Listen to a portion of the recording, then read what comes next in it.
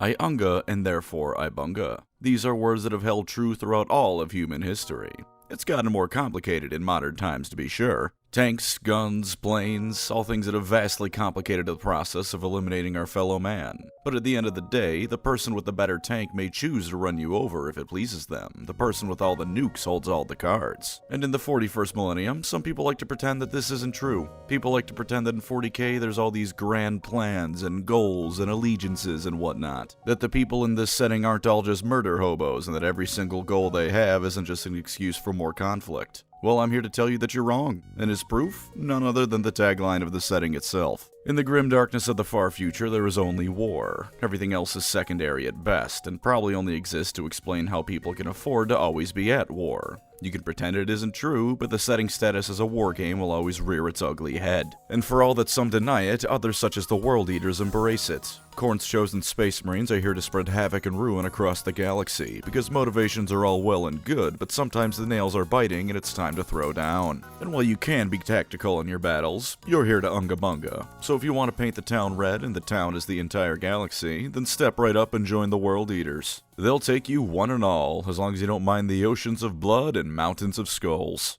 But before I begin, would you like to see something cool that's a perfect Christmas gift to grab early? Because behold Novium, the sponsor of this video. Novium makes innovative high-end products that are equal parts desk art and functional tool. Inspired by nothing short of the heavens and cosmos themselves, these aerospace-grade aluminum pens float around on their base on a magnet without any electricity required. The hover pen Interstellar sits at a 23.5 degree angle, the exact same as the very Earth we live upon. It received the Time Award for Best Invention, and not only does it come in 4 different colors to personalize it to your specifications, but you can even get yourself a premium version with nothing less than a meteorite embedded in the tip. But for those of you who prefer a more futuristic look, here's the HoverPen Future. At a full 60-degree tilt, it looks even more futuristic than the Interstellar, and you can get it in deep black, frost silver, or mist blue. With interchangeable tips, you can find the way to write that suits your need perfectly. If you'd like to grab yourself a cool piece of desk art or send someone close to you an amazing gift, then here's something from me to you. Use code Pancreas or click the link below to get yourself 20% off all hover pens. That's the link below and code Pancreas for 20% off all hover pens. Offer only available for the next 48 hours after this video goes live. For the perfect bit of functional desk art, you can do no better than Novium, so grab yourself a hover pen today.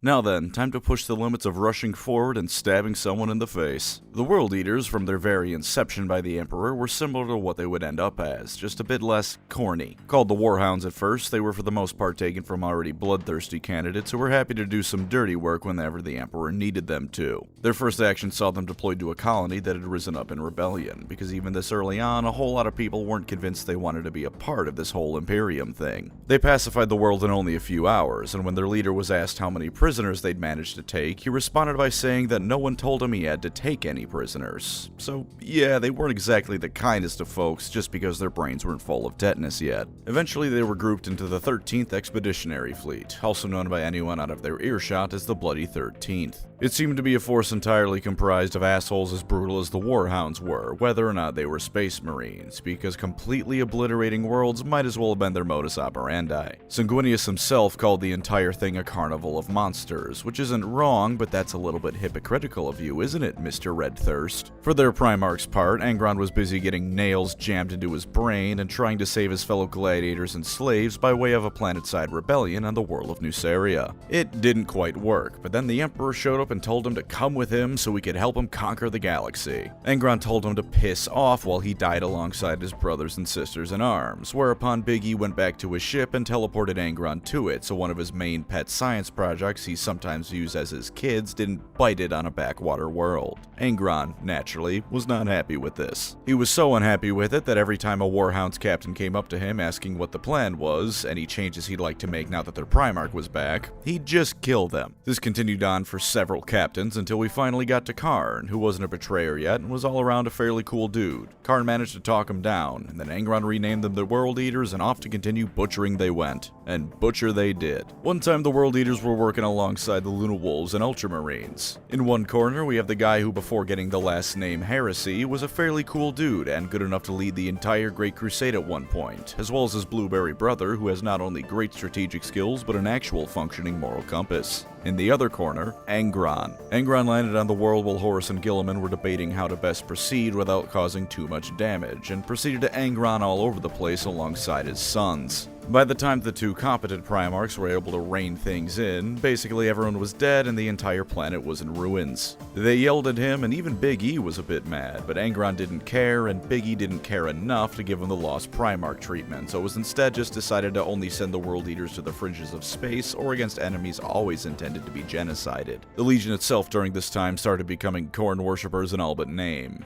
Angron had them fight in brutal pits where anyone surviving was, let's just call it a bonus. He called it training, but this was just gladiatorial arenas. He would order them to be able to take a world entirely in 31 hours, roughly how long a Nucerian day was. Not only did this further drive them into warmongering, because when you only have 31 hours to conquer a planet, trying to limit your collateral damage becomes damn near impossible, but if they failed, he had the Legion decimate itself. You know, Perturabo showing up to his Legion and telling them to kill 1 in 10 of themselves? Angron did that on the regular. At one point he just left his Legion for a few years until Karn once again managed to pull him back into the fold, which at this point I think he really should have given up on trying that. It probably would have been better for everyone. And of course, the Butcher's Nails. Angron wanted his sons to know true pain and suffering like Nucerians did, or whatever, and Space Marine creation involves massive amounts of brainwashing, so all the World Eaters wanted to be like the organ donor they think is their father. Early on in Angron having all his kids jam nails in their head like daddy, it would just kill them. Eventually the process was largely perfected, and almost all of the remaining legions had the nails implanted in their heads, just like Angron. Perfected is putting it generously, because they were poor copies of what is, in spite of its horrific nature, a piece of highly advanced archaeotech, but it got the job done in making them full of rage and hate like Daddy Dearest. The only regular exception to this were World Eater Psychers, who still died when the nails were implanted no matter what, because being a wizard sucks in Warhammer. And while I did say this before, now they really were Khorne worshippers in all but name. They continued on as they had already become, but even worse. The Space Marine Legion you throw at the worst enemies, in situations where you don't care if they deliver you a worthwhile planet or a ruined hellscape. Sometimes planets would outright surrender at the mere threat of the World Eaters arriving, their reputation for unmatched barbarism apparently becoming known outside of Imperial space. Naturally, anyone who didn't surrender had their entire society erased from history. And of course, before the heresy was the biggest nothing burger of an event that a lot of people like to talk about, the Night of the Wolf. Leman Russ, bless him for leading the worst Space Marine Legion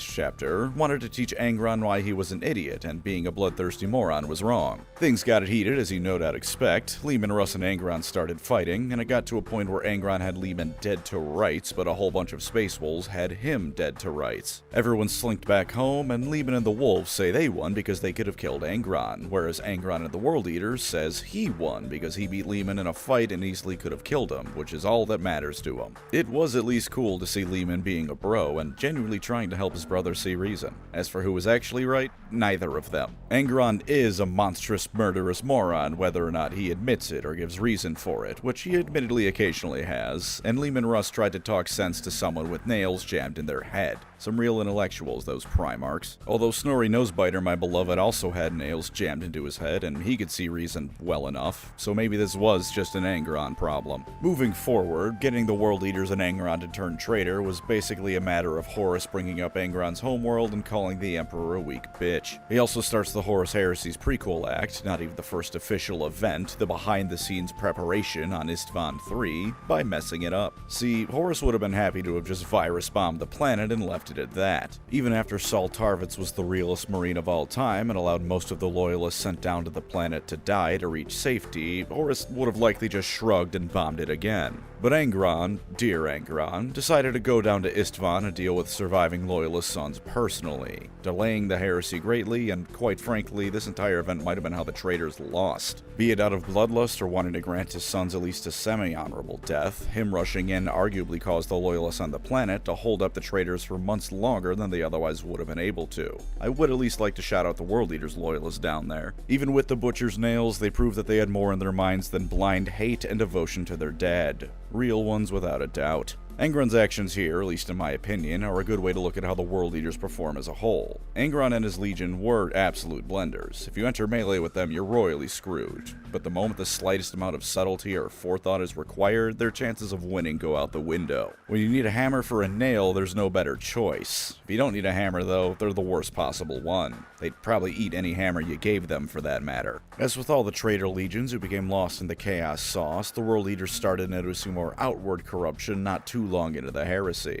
Blood leaking from their ships, blood leaking from their ship showers. It was mostly a lot of blood, given they were falling to Khorne. Then there was the captain of Angron's personal flagship, Lotara Sarin, who had become more and more bloodthirsty by association. Also, her own personality, too. She was part of the fleet attached to these maniacs, remember? She killed a bunch of mutineers for abandoning the shit show this legion was becoming, and was overall a real hard-ass of a commander. Meant in a good way, of course. Towards the end of the heresy, she fused with her ship's command chair and became this fleshy monstrosity thing, with a small other bit of her spirit that regretted this mess also floating around the ship. The quote-unquote nice spirit of Lotara may or may not have been partially constructed by the flagship's own machine spirit as well, but however you want to imagine a regretful ghost coming about probably works just fine. Angron's ascension to demon princehood came back home on Nuceria, as Lorgar attempted to use it as a genuine attempt to save his life. Guilliman got his ass beat during this little tidbit of lore trying to stop it, though if I may speak in his defense, I think 2v1ing any pair of Primarchs and not dying from the attempt speaks plenty as to how badass someone is, win or not. The World Eaters themselves had pretty much lost any chance of redemption at this point, both as their Primarch became a demon prince of Khorne and their last remaining Psykers died trying to stop Angron's ascension. It should be noted that even Karn, fairly likable as far as traitor marines go, at one point was offered to have the nails removed by a Thousand Sun sorcerer, or at least to have their effects somewhat nullified. He beat the guy to death. At the Siege of Terra, the World Eaters sure were present. They weren't really a part of anything properly planning related, on account of even as lost in the chaos sauce as he was, Horus had learned not to trust Angron's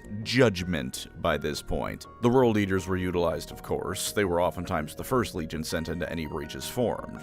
But the World Eaters as a legion by this point weren't really there for ending the Imperium or revenge against the Emperor. Some of them may have said they were there for that, but they were really there for killing, maiming, and burning. They cut so many people apart that Terra's people are still suffering from PTSD of it to the modern day of the setting, but after Horus died, they still, alongside the rest of the traitor legions, fled the planet. Their last act as a legion, rather than warbands, would be the Battle of the Planet Scalathrax. Karn the Betrayer is a pretty swell guy. He doesn't take no nonsense, he's good in a fight, and of course as a Khornate Berserker, and indeed arguably Khorne's favorite in 40k, he's all about fighting for the Blood God. Well, Scalathrax put a hindrance on that kind of thing because the planet was so cold even space marines were freezing inside their armor. It was the World Eaters versus the Emperor's children too, so if it was too cold for those sensation freaks, you know it was freezing. So everyone on the planet instead started hiding in what shelter there was, waiting for the temperature to rise a bit so they could resume fighting. Karn, to put it frankly, was not a fan of this. So Karn grabbed a flamer and just started torching anyone nearby to burn down their shelter and get them out. World Eater, Emperor's children, a random person who somehow survived the previous fighting,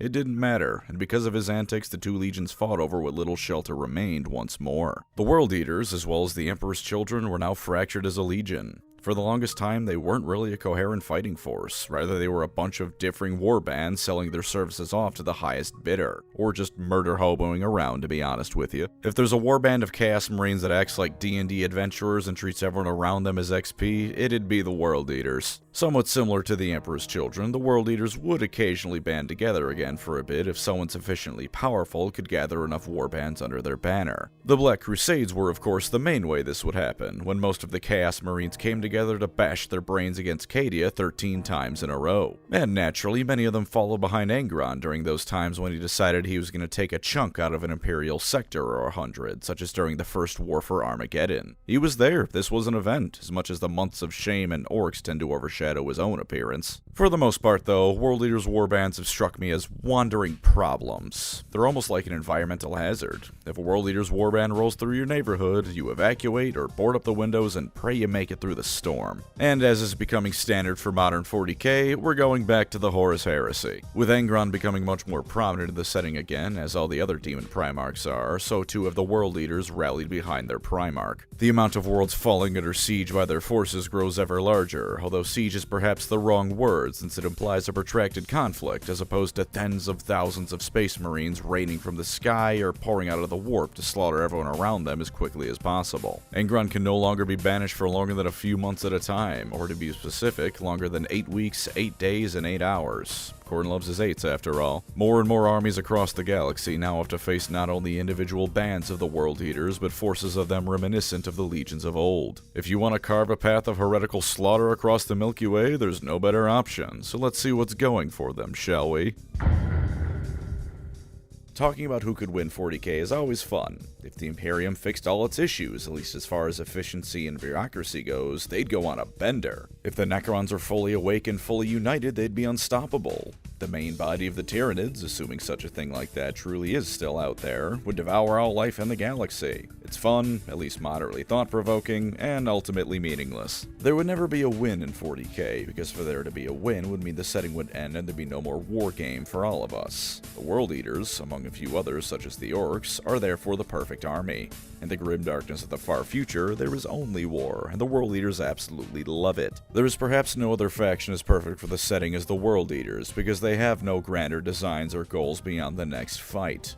Maybe one of them will plan a really big fight for Khorne, which requires them to have basic knowledge of keeping their underlings alive long enough to reach it, but that's it. The setting of 40k is one long-running excuse for there to be one science fantasy fight after the next, and the World Eaters are reveling in it. This army, beyond all others, is the one that perfectly fits the reality of Warhammer 40,000. Aside from that, the World Eaters are also perfect at any scale of conflict. A small band of World Eaters was for the most of the setting's history how they operated, as the strongest dude in a band of a few was able to rally them around him so he could direct them to new fights. That's indeed how they showed up in a Caiaphas Cain novel. It was funny because Cain just instructs the rest of his forces to follow behind the World Eaters, because he had basic knowledge of how Khorne doesn't like Slaanesh, and the World Eaters were slaughtering their way to a Slaaneshi ritual Cain also wanted to stop. But as you can see in more modern times, or during events like Armageddon and the Black Crusades, they can also amass in huge numbers to slaughter everyone in their way. This usually tends to result in the deaths of everything in front of them until they finally run out of steam, which based on their history can take up to 200 sectors and a few hundreds of billions of lives before that finally happens. Whatever your preference, be it narrative games at a few hundred points or the largest of slaughterhouses, the World Eaters are right at home. After all, who cares about if you've got friends around you in a fight?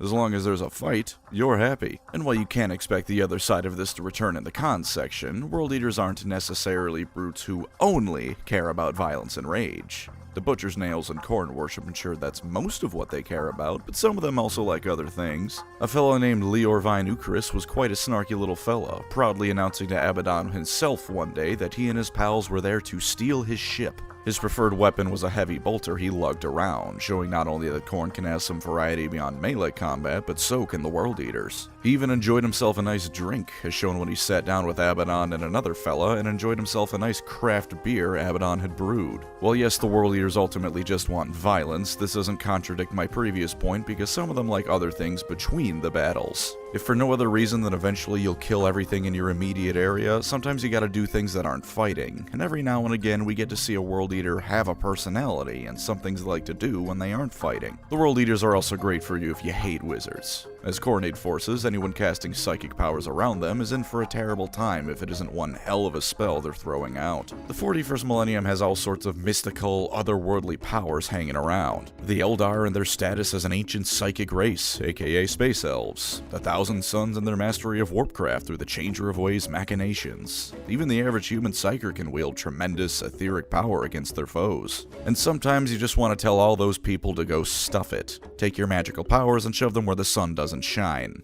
Better yet, the Khorne berserkers can shove them up there themselves, no lube. So if you hate all this wizard crap, there's no better army. Even the Leagues of Otan have wizards, and they're dwarfs. That's an entry in the book to be sure, but for now it's just another positive for Angron's merry murderous band of miscreants. That being said, they are still plenty fantastical themselves. They live in hell at least in part for starters. Anyone who does or has made their home of the warp is at least a little bit towards the fantasy side of things, all other things considered. 8-bound meanwhile are Khorne warriors who have 8 Khorne demons jammed into them.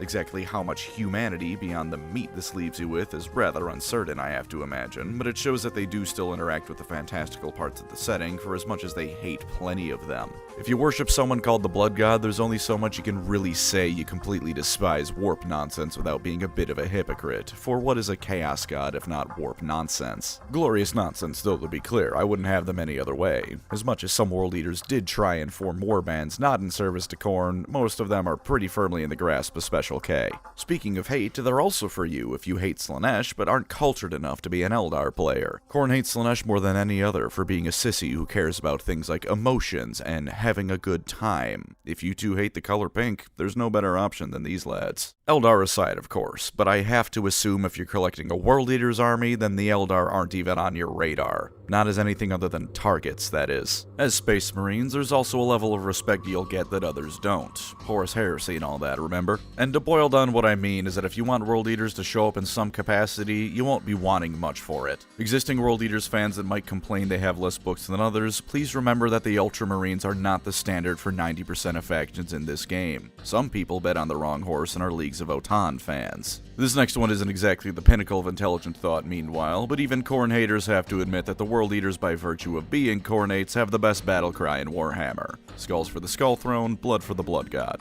The full thing is a bit wordy for a battle cry, but it's so metal it makes up for it. And if you want, you can always just say one half of it. It gets the point across well enough and saves your breath for when you're hacking people apart in glorious melee. And to end us off for this section, I will say that looking favorably at it, the World Eaters have one of the more tragic falls to grace out of all the Traitor Legions. Their Primarch was supposed to be an empath, but he had a massive amount of his brain replaced with ancient technology that made it so the only time he felt happiness, or at least peace, was when he was slaughtering people. When they finally met him, he would regularly either kill them, abandon them, ask far too much of them, or order them to kill each other. And then in one last desperate attempt to try and connect with their father, they all jammed copies of those same nails into their heads to be like him. The Warhounds could have been one of the nobler legions given a chance, but instead all they got was the endless bloodshed that would one day corrupt them to chaos. Looked at it in this light, this army is a tragedy. Sad, but no one watches a tragedy for the happy ending. Let's start broad with the army rules and detachments. Their army rule is the Blessings of Khorne and the Pact of Blood. Every time you start a battle round, you make a Blessings of Khorne rule. Aside from a cool bit showing how they do in fact interact with the warp, this lets you roll 8d6. If the dice you roll match any of the ones shown on the chart here, you can give your units that blessing for a turn. You can use up to 2 of them, and they can let your units hit harder in a variety of ways, charge more reliably, hit on death. It's a solid set of abilities you've got to either make the most out of your melee attacks or get right into melee. Fake intellectuals think Warhammer 40k is a strategy game with tactics. True Khorne brains know that fuck it, turn 1 charge is the only meta that matters. The different attachments, meanwhile, have all the flavors of hitting someone in the face with a chain axe you could possibly imagine.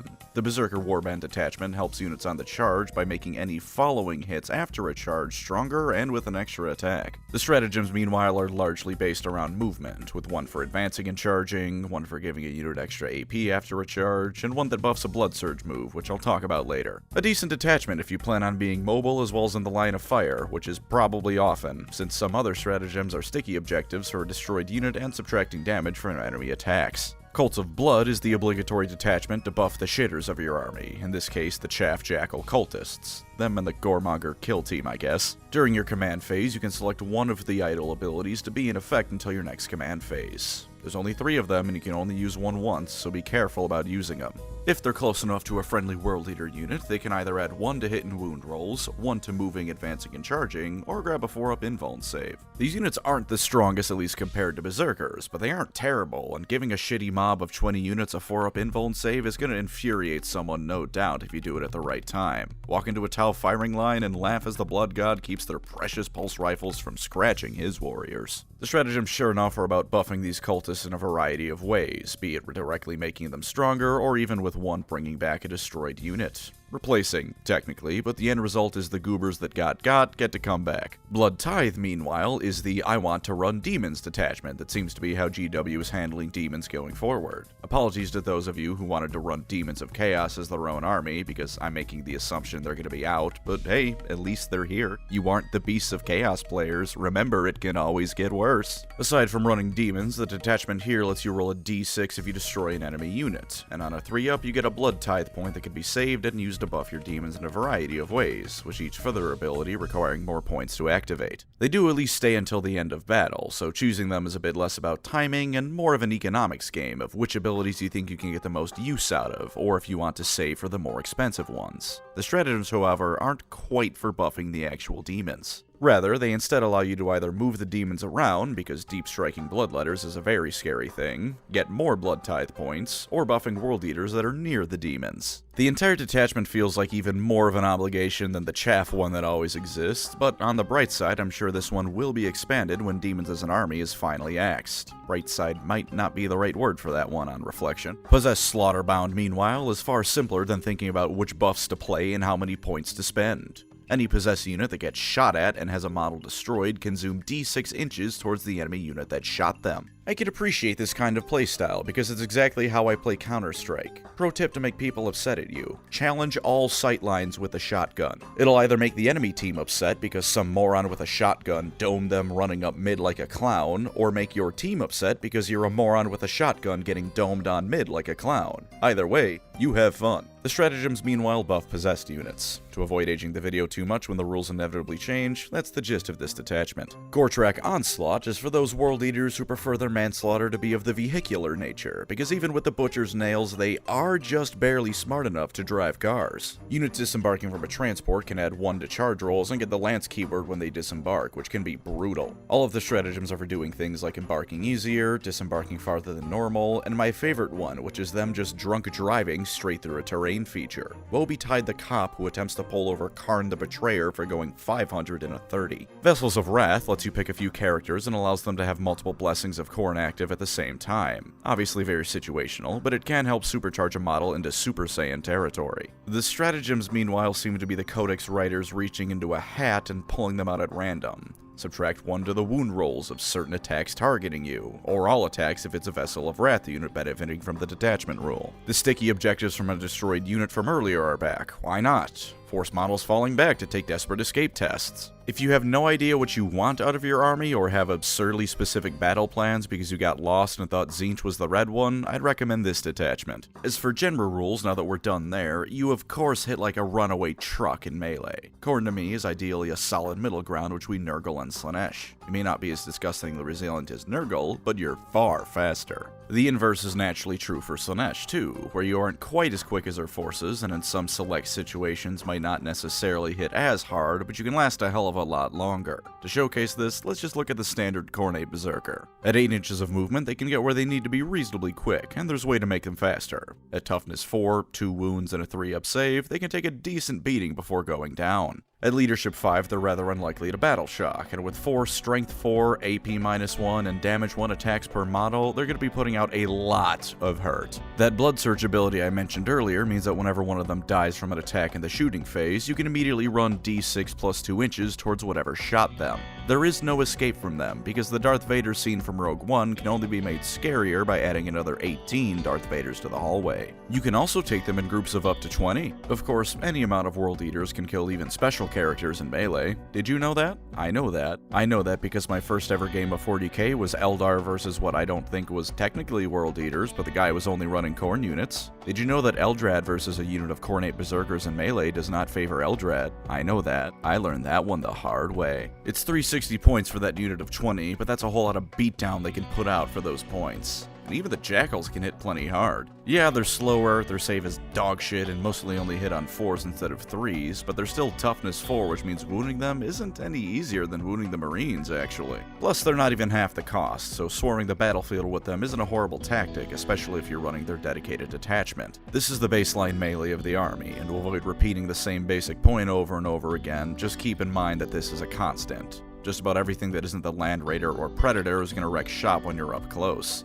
Even those things are decent in melee because you're running someone over with a tank. Speaking of though, you do have some special sauce going into your army to keep people on their toes. The Rhino is the obvious one to me because it's a transport. Aside from 12 inches of movement, meaning your World Eaters can rush into the fray even faster, if an enemy unit moves within 9 inches of them during their movement phase, you can immediately disembark the World Eaters within. Surprise, assholes! Karn and his friends are here to turn you into chunky salsa. You do not have a choice in the matter. The Rhino, in a funny turn of events, is also half the cost of the World Eaters you can put it in, so just throw it out there once it's served its transporting purpose. Hell, just put it in front of a lane and block off a section of the map from an opponent. That'd be infuriating for your opponent if they didn't plan on your Khornate melee army pulling a doors stuck on them. A World Eater's Hellbrute gets extra attacks if you fully commit to it being a melee monster, and on top of that, after a unit is finished shooting or fighting it, it can attack again. The rule is just called Frenzy, which is appropriate. 8 bound or Whirlwinds of Death, hitting its strength 8 that can rend entire units into nothing in a single turn, with the Exalted variant being a bit better at taking down vehicles and monsters.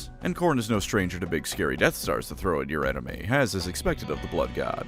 You can run Scarbrand in your army, which I feel needs little if any explanation. He's Scarbrand. He's gonna ruin someone's day. The Lord of Skulls, blessed be whatever the hell the designer of this model was smoking when they made it, lets you roll another d6 for your Blessings roll, and has phenomenal weaponry for both ranged attacks and of course melee. True, the ranged hits are a bit random and only hit on 4, so they can potentially be whiffs, but if you're averaging out 2d6 attacks with Rapid Fire 3 and Strength 14, I'm sure they're gonna wound more often than not. At a 3-up save and 5-up invuln, it doesn't have the tankiest saves around, but with 24 wounds it'll at least take a while to crunch through one. It also has an inherently demoralizing effect on the enemy player, because this thing's penis is a gun. But of course, a legion is defined by their Primarch, and Angron sure as hell is indicative of what you get from the World Eaters as a whole. As it turns out, the Demon Primarch of Khorne hits quite hard. 16 attacks for his sweep, or 8 attacks for his cleave with either Strength 14 or 7 means he'll be hurting most things more often than not, and hitting on 2s means you're almost guaranteed to at least hit. His Wrathful Presence rule lets you pick one of 3 abilities each battle round, be that re-rolling up to 6 of your Blessing dice, forcing leadership tests if nearby enemy units try to fall back, or letting nearby friendly units ignore modifiers to hitting and wounding rolls. Incidentally, this means that Angron does more for his army than Kain, who is an outright god of war instead of just a rage demon.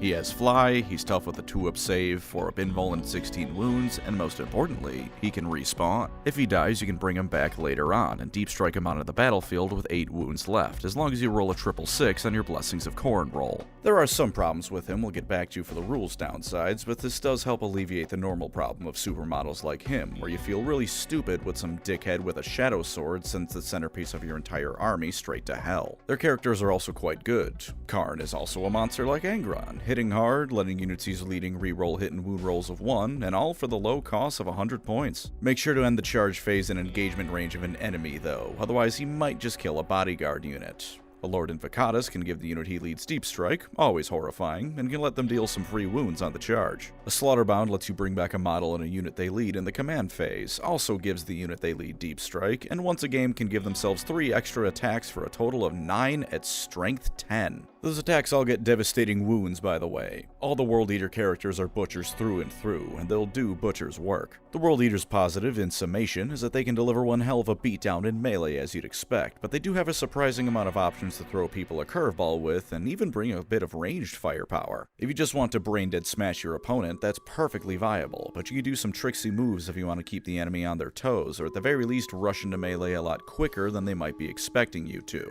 For the thinking caveman, the World Eaters aren't a bad army. All that said, I am myself, and hold a grudge against Khorne's forces for what they did to Eldrad, so allow me to complain a bit.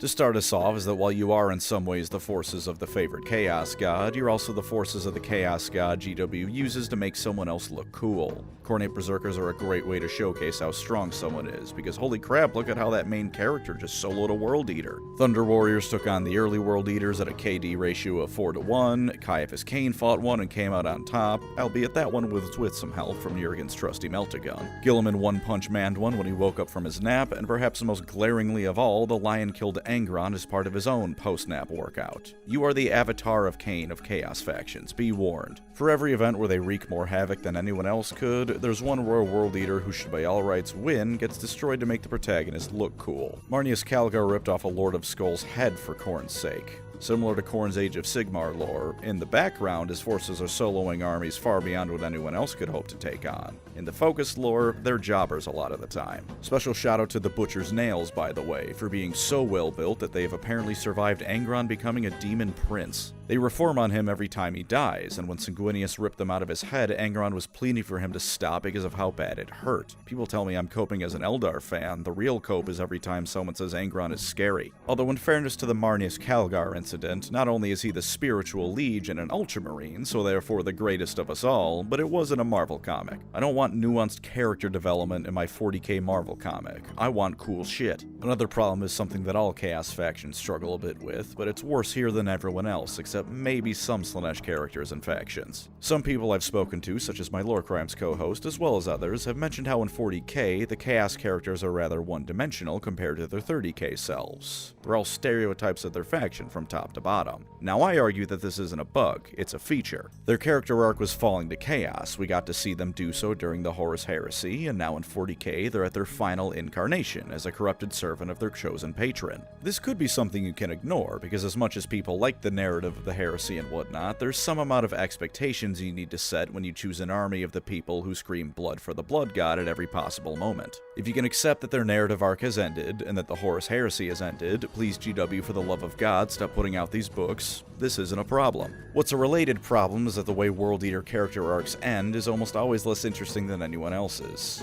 Mortarion has been told by the Emperor himself he may one day be redeemed. That's huge. Beyond that, though, some traitors like Fabius have all sorts of evil plots and ways to advance their schemes. The Thousand Sons are all about that as well, and plenty of other Nurglite characters at least have different ways to do what they do. The end result of just about every World Eater character arc, meanwhile, is men who swing at a club good. Maybe you'll get someone like Lior who shoot at a machine gun good, but that's likely to be it. Even Slaanesh characters, all drowning in hedonism as they are, at least might like different things excessively. A World Eater character arc ends with them becoming murderous psychotics who ultimately live for battle and nothing else. This too can be ignored, and quite frankly, I'm going to be a bit mean for a moment and say that if you're trying to force the 40k World Eaters to be meaningful or highly nuanced characters, you're without a doubt barking up the wrong tree and need to accept that their fall was building up to this and only this. But while some of them do like other things, and some of them like guns over chain axes, at the end of the day, every World Eater is the same at their core: a violent, bloodlusted killer. The World Eater who runs a therapy business in his spare time for bloodletters who got ganked by a named Ultramarine is a World Eater that only exists in fan stories, so if you want anything more, you'd best look elsewhere. Looking at their fall uncharitably, compared to what I said earlier, it's stupid. It's so goddamn stupid. Not even for just the way it happened, the fact they were allowed to exist long enough for it to happen. The Emperor does the stupidest thing possible when getting Angron off of Nuceria. Angron falls both because his dad is a dickhead and because someone jammed nails in his brain. His entire legion, almost to a man, also jams nails in their brain because they think that makes sense. And I'm not even the only one who thinks it's stupid, because when Lotara Sarin woke up a dreadnought to fight off boarding Ultramarines, he also was sitting there thinking to himself how dumb it was they all volunteered to have their own nails implanted. It's half a step up at best from Fulgrim's fall being because he couldn't tell the difference between his subconscious and the penis sword's thoughts. At least that one you can blame on things like the Horus Heresy almost certainly not being intended to last as long as it did, so they rushed some stuff early on. Or if you want to cope, you can always say Slaanesh herself was influencing Fulgrim's sword, so the effects were subtler and worse. With Angron, the fall genuinely does come about because Big E is a moronic deadbeat father, and because almost no one in the World Eaters thought replacing their gray matter with hate technology was a bad idea, not worth their dad's potential love. Maybe I'm the asshole here, but if one of my parents told me they'd only love me if I got a lobotomy, I'd probably just accept I'm never talking to them again. The Emperor himself looked at Angron's brain, realized it was partially removed, and he physically couldn't be at peace unless he was fighting, and still didn't just pull the plug, because even after 40,000 years of life, he never internalized the sunk cost fallacy. Yes, Karn being friends with Argel Tal and beating the brakes off of Erebus was well done, and shows even at their worst, they can still have some semblance of compassion. Yes, Karn having Shulk-style future visions of Sigismund's Black Templars waging war across the galaxy was awesome. And then you turn around and look at the fact that no one has shot pre-Demon Angron with a Nova cannon when they really should have. Or someone in a position of power should have done literally anything about the entire Legion having the nails implanted in them beyond looking grumpy over the fact. So many chances to do anything about the World Eaters, but apparently the writers couldn't think to answer why anyone didn't take any of those chances except by having Leman Russ get beat up by Angron and then sulking home after the fact. And certain things like moments for the Emperor and Malcador implying the heresy was planned in some ways rings so hollow to me when you look at the World Eaters and try to say not obliterating them was the best option. It's the same as when Infinity War did the "there's only one possible timeline we win" thing, because if you don't perfectly explain why that's the case, you look silly. Any implication that Angron and his sons needed to stay around, especially once the Emperor felt confident enough in the Great Crusade to go back home to Terra and leave it to Horus, strikes me as incredibly silly. For a less annoyance-fueled downside, the World Eaters being more of a plot device than actual character is always going to be felt. Them being rage monsters means their motives for going somewhere is that there's a fight there. That is a fun motivation, but that's about it. And truth be told, if you only want that, you should just go play orcs instead. They have the same mentality, but they're green, funny, and have guns. I'll make this next gripe quick, since the longer I do this, the more I realize complaining about it doesn't mean anything. Since Angron's back, the World Eaters are now going to suffer from the Primarch attention problem, and that no one is going to care about anyone else because Angron is back. Maybe it'll hit them a bit less hard because since they're all mindless berserkers, it doesn't mean as much that he's back. Or it'll hit them 10 times as hard because he's the biggest violent berserker in town. Either way, Angron has returned to the front lines, so it's time to accept that everyone else is going to be pushed back into the sidelines. And to end off with something almost objective, the last lore downside is that the World Eaters aren't really for those of you who also enjoy turtling in strategy games and that kind of thing. This is kind of a rules downside too, now that I think about it. Emperor building, conquering in the name of someone, none of that here. Where they go, a barren wasteland covered in blood follows, so if you do want a chaos force that can do something destructive, and Magnus's little planet of the sorcerers shows that you can do that sort of thing, you'd best look elsewhere. Although, again, I'm sure you knew that coming into the faction. The first problem here is that you are the most obvious army in all of 40k. For all that you can do some tricksy things, those tricksy things are all going to be potentially unexpected ways to rush into melee. A given opponent might be surprised you could enter the fray in a certain way, but no one's going to be surprised that you entered melee, just how you did it. Much like any melee-focused army, you're a one-trick pony, a trick you do very well, but everyone knows it's basically all you got. Those Khornate berserkers kick ass in melee, but no one's going to be impressed by their shooting just because one of them brought a plasma pistol along. The Predator, Lord of Skulls, and a few other things do have decent shooting attacks, but if you're relying on those, then you're solely relying on them. If for some reason you decided to turn Khorne into a shooty army, you won't have enough choppy to back it up. Everyone knows what you want to do, and while you have a few different hows when it comes to actually doing it, you don't have enough to be truly unpredictable. Funny as it is, the first time you drive a rhino through a terrain piece, after that happens, the players in your friend group are probably going to expect you to do that and take appropriate countermeasures. Relatedly, the World Eaters are not an army you can play passively. Most Warhammer armies, granted, require some amount of thought beyond setting up a trench line and waiting for the enemy, but the World Eaters as a melee army have it worst of all. If you aren't running in, you're going to lose as your enemy's ranged weapons lay into you and slowly chip away at your forces until they sweep in turn 4 and win turn 5 at the last second. You need to be proactive and get out there. You can take hits, and sometimes it's no doubt a better option for your berserkers to force the enemy to come to them by taking a critical objective first, but at some point of the game, you need to take the initiative. If that's not your playstyle, then I would recommend you stay away from the World Eaters. A lot of your ranged options, speaking of, are things like the Lord of Skulls, which is, as of time of recording, over 500 points. It's a massive firing magnet, and if you're sinking all your points into it to squeeze some range value out of the army, you need to either have a plan or do what the Emperor should have done with Angron and learn when to cut your losses and just try something else. Nothing else is quite as extreme in terms of how much you stand to lose if the thing gets blown up, but your ranged options are both noticeable for them being ranged options at a Khorne army and tend to be single model units that are easy to focus fire on. Anyone with a solidly mobile army is likely going to know that if they blow up your tanks and dick gun mech, they can spend the rest of the match kiting you around and taking potshots at you with near impunity. Being a bit pricey is also a common thing across the board, to be honest. 360 points for 20 berserkers gets you a whole lot of melee action, but some dickhead with a squad of Dark Reapers in their backline is going to pick them off and laugh the whole time. Cover and terrain are the name of the game, and since for the most part you can't match anyone's range, you need to smartly move up the board so you don't lose 500 points worth of models by turn 2. Your detachments are also kinda mid.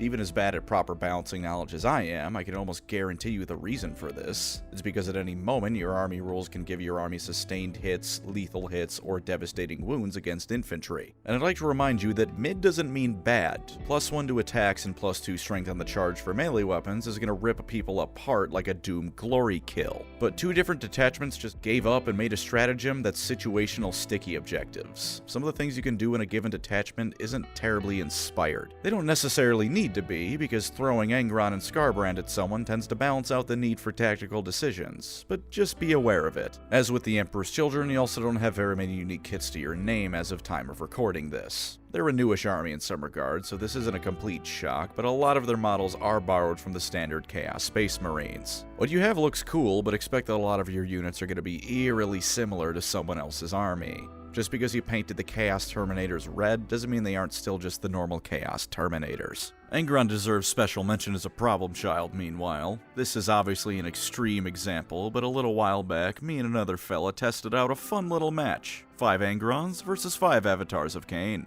Angron, as it turns out, is not terribly good against roughly equivalent models if they have a shooting attack. Now, aside from the obvious reason this can't happen, this was in a no longer applicable scenario. I could pump a fate die into letting Cain have exploding 6s on his gun attack, so his sword gun now shot 4 times instead of 1. But even with, I think, 3 Angron resurrections, I think 1 Avatar of Cain died. These specific circumstances, again, are obviously impossible, but the point is that Angron isn't as powerful as you think. In spite of costing about 80 points more, he's actually a fair bit weaker than Cain in all ways but the wounds. Cain has strength 16 and 8 for his attacks, Angron has strength 14 and 7. Cain halves all damage, and while Angron can resurrect, it's entirely possible whatever killed him in the first place can just do it again. If your opponent has managed to space out their troops correctly, it's not at all unlikely the dickhead with the Shadow Sword will just turn their gun on Angron again and blow him away. His resurrection mitigates how easy it is to get rid of him as a big scary character model. It doesn't mean it's suddenly impossible. Don't fly him into a crowd expecting him to carry just because he's fast and hits hard. That's a path to many a lost game, speaking from personal experience with similar giant monster units. For an army-wide thing, the whole Blessings of Khorne feature can be a bit random as well. While early on you're almost guaranteed to get something useful, as the match goes on you might find yourself re-rolling the same damn blessings the entire time. There's ways to re-roll the blessing, there's ways to get more dice, but the moment you make a mechanic a dice roll, you need to be aware of the possibility that sometimes the dice just aren't going to favor you, and sometimes that'll really suck when it happens. A unit mathematically being invincible doesn't mean much in the practical scenario where you roll nothing but 1s and your opponent nothing but 6s. Last rule's downside is just me griping again, I'll be real. Another mid-combat patrol. It isn't the worst, and if you like the Jackals and their detachments, it's actually quite good, I'd argue. But the Demon Prince, I wager you'll get sick of owning 3 of if you repeat buy, and there's no elites here. There's 10 pieces of chaff, 10 basic infantry, because in this army I count Khornate Berserkers as basic infantry, the Demon Prince, and a Master of Executions. Solid box, but it bores me a bit. Fit some 8-bound in there, GW. You can afford to give us slightly bigger boxes and slightly more savings. But now I'm just grumbling about money, so it's probably time to wrap up. And those were the World Eaters. Tragic to some, stupid to others, but denying them being able to rip and tear until it's done is a fool's errand. Give them the respect or at least the safe distance they deserve, lest you find your skull becoming just another one for the Skull Throne. Thank you as always to my wonderful channel members. You are the butcher's nails to my World Eaters, blocking out all positive emotions as I sit there stewing in incompetent rage. If you'd like to support the channel, feel free to subscribe or become a member. Either way, thank you for watching and take care out there.